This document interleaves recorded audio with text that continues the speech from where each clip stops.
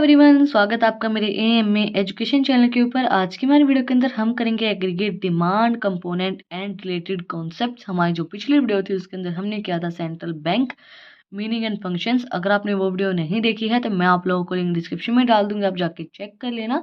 और अगर आप चैनल पे नए हैं तो सबसे पहले चैनल को जाकर सब्सक्राइब करें, बेल आइकन प्रेस करें फॉर न्यू अपडेट्स। तो आज की हमारी वीडियो के अंदर हम करेंगे aggregate demand component and related concept.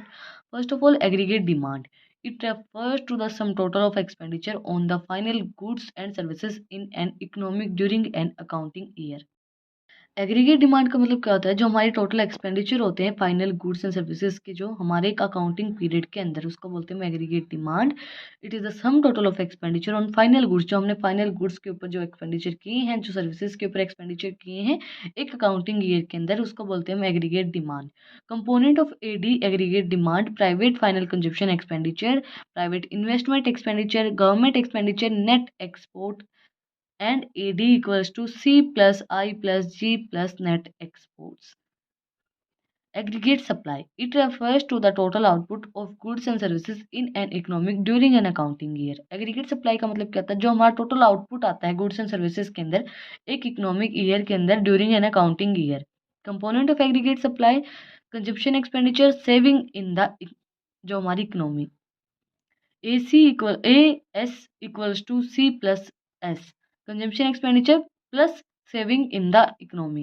consumption function, it is the functional relationship between consumption and income। ये functional relationship होती है इसके अंदर consumption and income के साथ। it is represented as, हम इसको किस तरीके से represent करेंगे? C equals to C bar plus BY, where C equals to autonomous consumptions, B equals to marginal proportionate to consume, जितना हमने कंज्यूम किया है, Y equals to level of income हमारी कितनी है।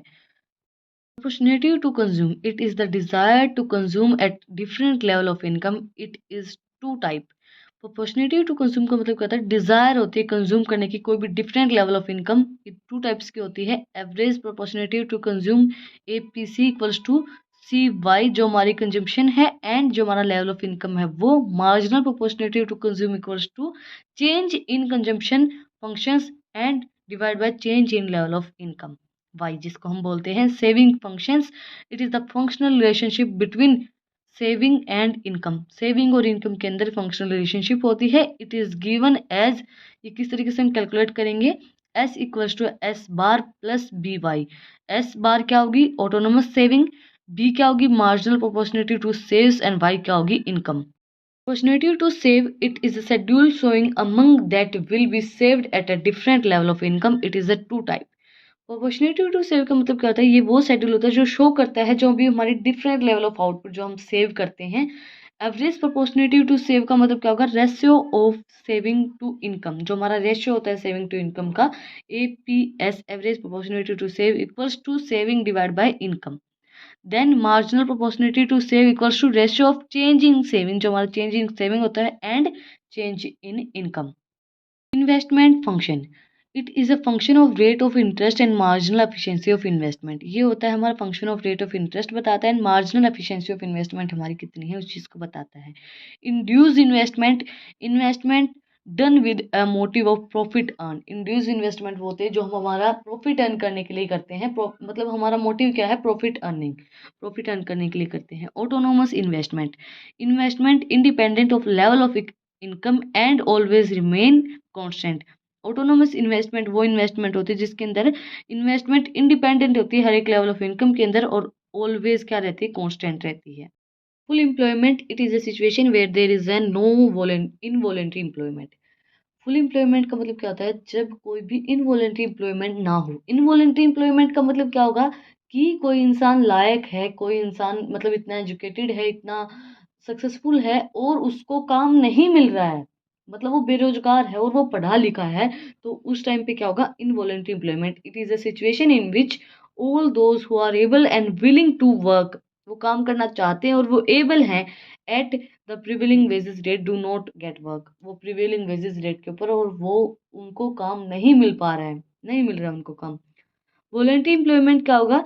When people are not willing to work, जब काम करना ही नहीं चाहते लोग, एंड प्रिवेलिंग वेजेस रेट के ऊपर, it is a not connected as a under employment, जिसको हम बोलते हैं, वो हो जाएगा।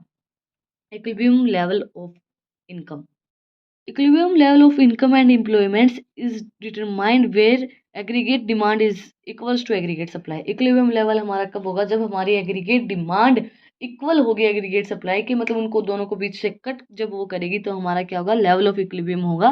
Plan saving equals to plan investment. जो हमारी प्लान सेविंग्स होंगी वो इक्वल होंगी हमारी प्लान इक्वल जो हमारी इन्वेस्टमेंट्स होते हैं उनके अंदर। AD equals to AS, aggregate demand equals to aggregate supply, and investment equals to saving. Two approaches of determining equilibriums are. दो अप्रोचेज हमारी दी गई हैं, aggregate demand and aggregate supply approach, जो AD और इक्वल्स टू AS है, और AD equals to C plus I है, AS इक्वल्स टू Y। हमारे फिगर 1 के अंदर शो किया गया है कि AD इक्वल्स है किसके? AS के, एग्रीगेट डिमांड एग्रीगेट सप्लाई के इक्वल है। मैंने आपको बताया था जब हमारी एग्रीगेट डिमांड एग्रीगेट सप्लाई को कट करेगी एट ए मिनिमम पॉइंट, तो उस टाइम पे क्या होगा? हमारा पॉइंट ऑफ इक्विलिब्रियम होगा। AD equals to C plus I है and AS equals to Y है, एंड उस टाइम पे हमारा क्या होगा? पॉइंट ऑफ इक्विलिब्रियम होगा। सेविंग एंड इन्वेस्टमेंट अप्रोच के अंदर क्या है? At equilibrium level planned saving are equals to planned investment. Saving and investment के अंदर क्या है? इन्वेस्टमेंट हमारी कांस्टेंट है, सेविंग हमारी बढ़ रही है। जिस टाइम पे वो दोनों कट करेंगी तो उस टाइम पे हमारा पॉइंट ऑफ इक्विलिब्रियम होगा। जब हमारी सेविंग इक्वल्स टू इन्वेस्टमेंट होगी वो हमारा पॉइंट ऑफ इक्विलिब्रियम होगा। Full employment equilibrium, it is a situation when AD equals to AS, S equals to I, along with full utilizations of labor forces resources is at a full employment। ये वो situation होती है full employment equilibrium जहाँ पर हमारी full utilisation हमारे resources का, हमारे लेबर का और फुलर एम्प्लॉयमेंट है।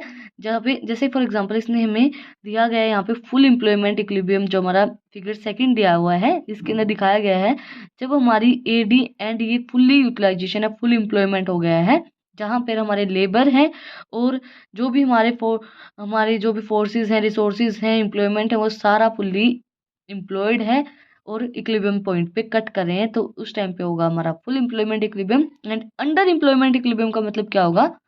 Is a situation of equality between AD and AS when resources are not fully employed. ये सिचुएशन तो AD और AS वाली है, AD equals to AS, but ये फुल्ली एम्प्लॉयड नहीं है, ये अंडर एम्प्लॉयड है। अंडर एम्प्लॉयड इक्विलिब्रियम हमारा शो किया गया है जिसके अंदर हमारा 45 डिग्री का जो आर्क बनाई हुई है, जो एंगल बना हुआ है 45 डिग्री का, इसके अंदर क्या होगा? अंडर एम्प्लॉयमेंट इक्विलिब्रियम होगा। इन्वेस्टमेंट मल्टीप्लायर, हमारी जो पिछली वीडियो थी इसके अंदर हमने मनी मल्टीप्लाई किया था और आज की वीडियो के अंदर हम इन्वेस्टमेंट मल्टीप्लाई करेंगे। It is the ratio between change in income and change in investment. Investment multiplier is a ratio between change in income and change in investment. Relationship between multiplier and MPC के बीच में क्या relationship होगी? Multiplier क्या होता है? Positively related होता है और MPC इनवर्सली रिलेटेड होता है MPS से। वन जो हमारे 1 है डिवाइड बाय 1 माइनस MPC करेंगे इक्वल्स टू 1 MPC हो जाएगा। The maximum value of multiplier is infinite. Maximum value of multiplier क्या होगी? इनफाइनाइट होगी। MPS equals to 0 when MPS is 1। Multiplier process, change in investment lead to increase in income which cause increase in consumption and which become somebody income again। हमारा change आता है investment के अंदर, change in investment, change in income, change in consumption and change in income हमारा होता है इसके अंदर। मल्टीप्लाई प्रोसेस के अंदर सबसे पहले क्या होगा? हमारा change in investment lead to increase in income, वो इनकम को इंक्रीज करेगा। वो क्या करेगा? विच कोज इंक्रीज इन कंजप्शन, फिर वो इंक्रीज करेगा किसको? कंजप्शन को, and become somebody income again. और दोबारा से क्या होता है? इनकम फिर से चेंज हो जाती है, इनकम फिर से बढ़ जाती है। तो उसी तरीके से हमें बताया गया है कि चेंज इन इन्वेस्टमेंट, देन वो क्या करेगा? इंक्रीज करेगा इनकम को, तो चेंज इन इनकम, एंड वो क्या करेगी? जो इनकम क्या करेगी? चेंज हुआ इनकम के अंदर तो इनकम क्या करेगी? कंजप्शन को इंक्रीज करेगी, तो change in consumption, and somehow फिर से हमारी इनकम इंक्रीज हो जाती है, तो change in income. Forward actions of multiplier, it indicates additional investment which lead to multiply increase in income. जो हमारी फॉरवर्ड एक्शंस होते हैं मल्टीप्लायर के, वो क्या इंडिकेट करता है? एडिशनल जो हमारी इनकम होती है वो लीड क्या करती है? मल्टीप्लाई इंक्रीज इन इनकम, हमारे इंक्रीज इनकम को दिखाती है। जैसे मैंने आपको बताया इंक्रीज होती है income. Backward action of multiplier क्या होगा? Withdrawal of investment and decrease करती है इन्वेस्टमेंट को, इनकम को डिक्रीज करती है। Multiply decrease in income, decrease करती है। बैकवर्ड तो क्या करेगी? डिक्रीज करेगी इनकम को। फॉरवर्ड एक्शन ऑफ मल्टीप्लाई क्या करेगी? इंक्रीज करेगी हमारी इनकम को। आज की हमारी वीडियो के अंदर हमने किया है aggregate demand components and related concepts. अगर आपको आज की वीडियो पसंद आई तो आप लोग को पता ही क्या करना है, कमेंट सेक्शन में मुझे बताना है कि आपको वीडियो कैसी लगी। कोई भी डाउट है तो वो भी आप लोग कमेंट सेक्शन में मुझसे पूछ सकते हैं। फिर मिलते हैं एक नई वीडियो के साथ, एक नए टॉपिक के साथ। Thank you for watching my video.